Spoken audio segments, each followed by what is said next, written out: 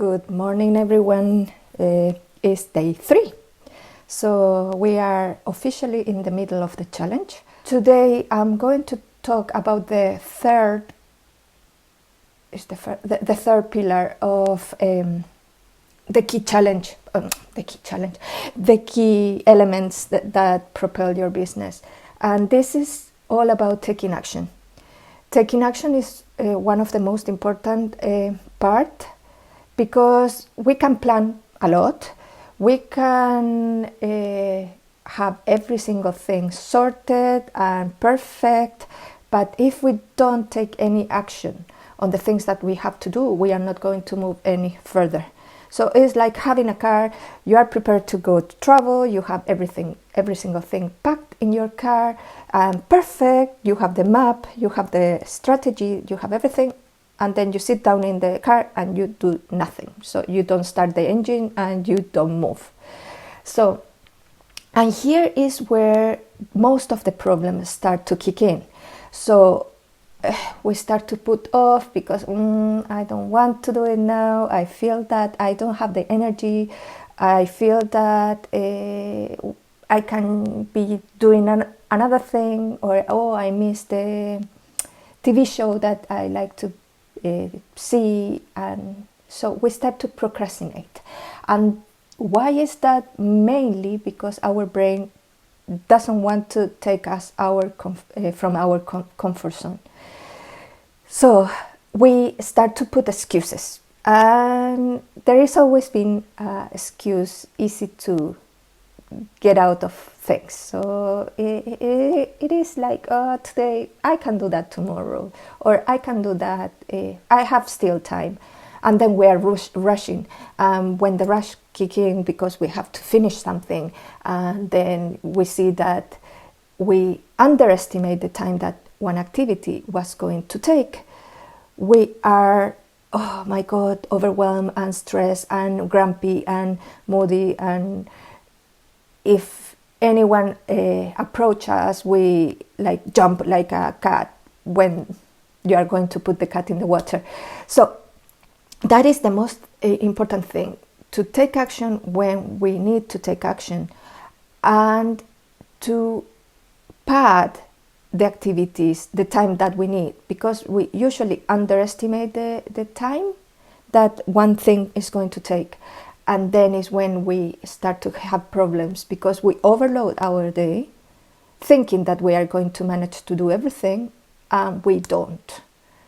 So the first thing, it is to have a system, and is to prioritize what has to be done without any excuse. So then you start to work on that. With the system in place, you will see that it's easier, and you can overestimate a little bit, or padding the time that you will need, the time frame, and take action. So when you don't feel it, use there is a couple of techniques that are very useful. One is the 5-second rule that Mel Robbins always talk.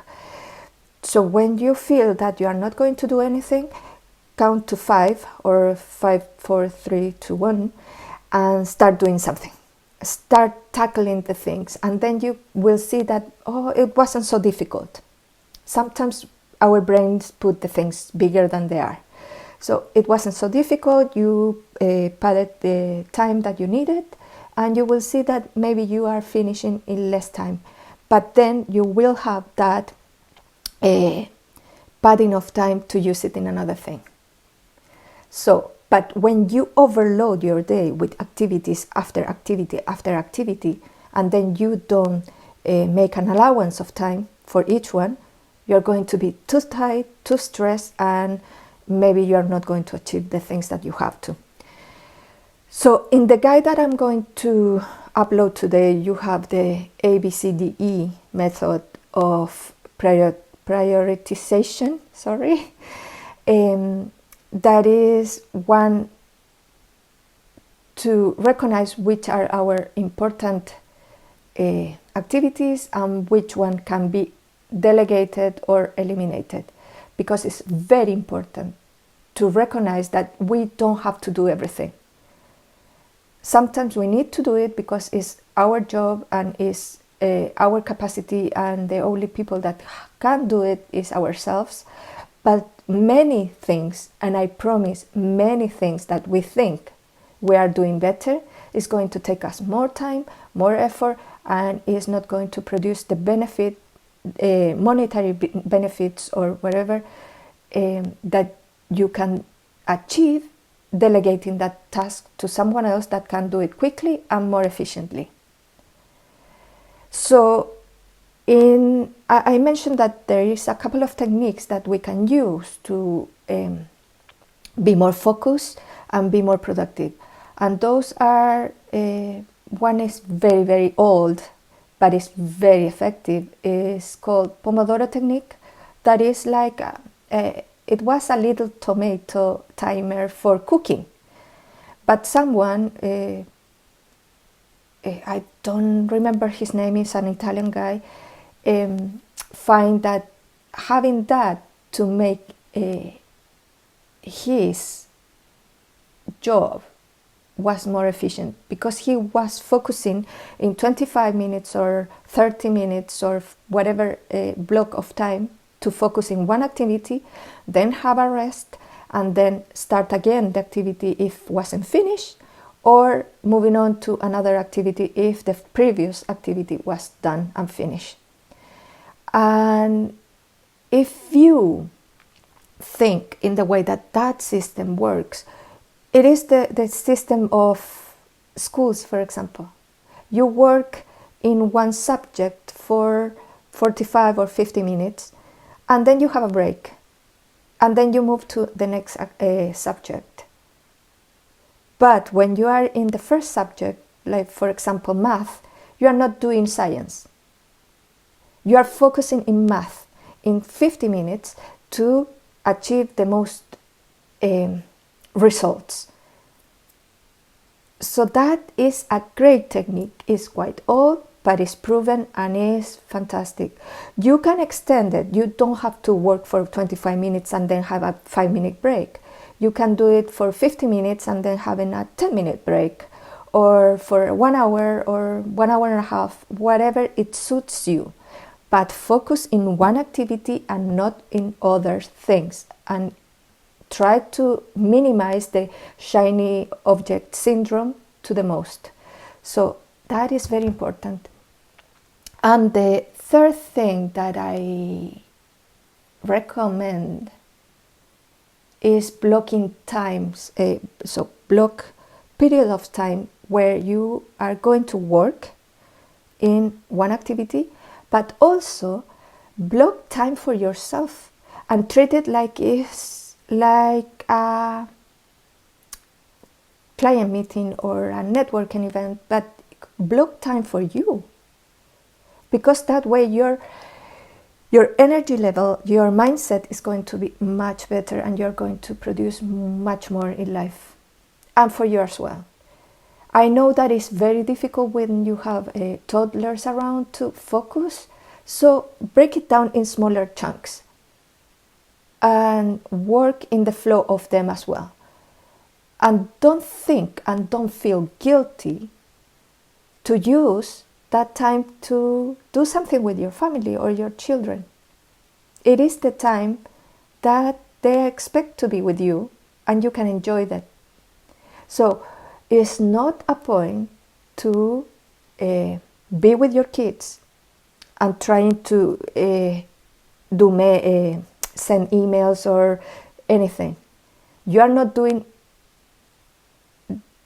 the two things great. So they are missing you, and you are missing them, and you are sending emails, and maybe that emails can wait. But be present in the moment that you can be present. This is something that before I worked with many clients that they weren't present where they should be. So for example, they were working, but they were thinking in the shopping, in the activities that they have to do with the kids, so going from place to place, and the mind wasn't in the place that it should be placed. So at the end, they were exhausted because they weren't focusing in the task, and it took longer. It takes around 2.1 hours to refocus in one activity. It's 2 hours that you are not doing anything. And you say, where my day went? I didn't do anything. And I didn't enjoy being with my kids because I was thinking in work, because I'm late with the work. So you are not enjoying anything. You are stressing yourself out. So that is the thing that we can start to create a habit of doing the things where it's supposed to be, or when it's supposed to be done. And you will feel much better. And you don't feel guilty that you are not doing things, because you are not feeling guilty that when you're supposed to be with your kids, you are doing work.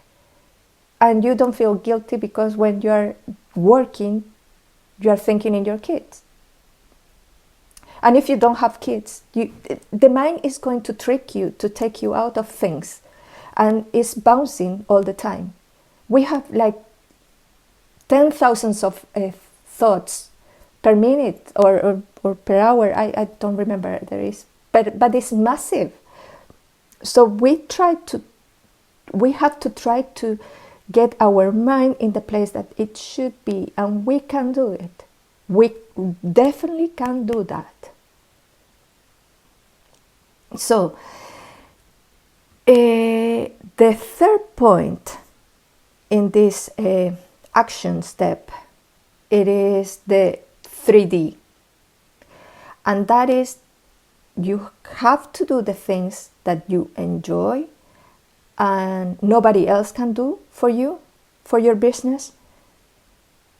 You have to do the crucial activities for your business that you don't enjoy that much, but you cannot afford to outsource, and you have to do all those activities that move you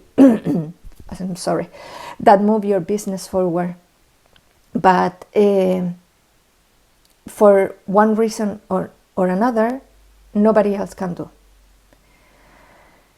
The second point is to delegate, and delegate all those activities that for you take a long time, that maybe you are going to do it, but at the moment it takes too long, and you can be using that time in things that move your business forward and is quicker for you to do. So if you have to learn too much, if you have to spend a lot of time doing something that is going to move you a little bit, try to delegate it. If you can afford it, of course. It is, sadly, sometimes we cannot afford things and we have to learn, we have to do. But if the benefit, the profit or the monetary benefit of doing that activity is less than outsource it. And you will see that you will move faster.